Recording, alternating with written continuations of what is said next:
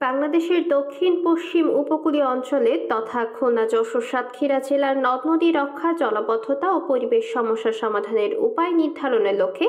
সমাবেশ ও নদী মেলা অনুষ্ঠিত হয়েছে।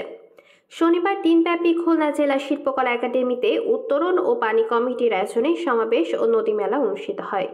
উত্তরণের পরিচালক শহীদুল ইসলামের সভাপতিত্বে প্রধান অতিথি হিসেবে উপস্থিত থেকে উদ্বোধন করেন ভূমিমন্ত্রী নারায়ণ চন্দ্র চন্দ এমপি।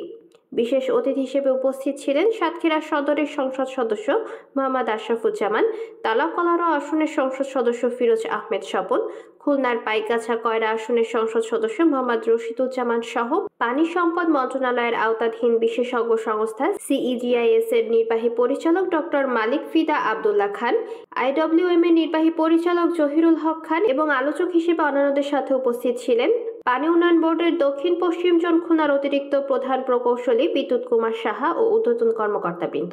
এছাড়া খুলনা, সাতক্ষীরা ও যশোর প্রেস ক্লাবের সভাপতি ও সিনিয়র সাংবাদিকবৃন্দ, স্থানীয় সরকার প্রতিনিধিবৃন্দ,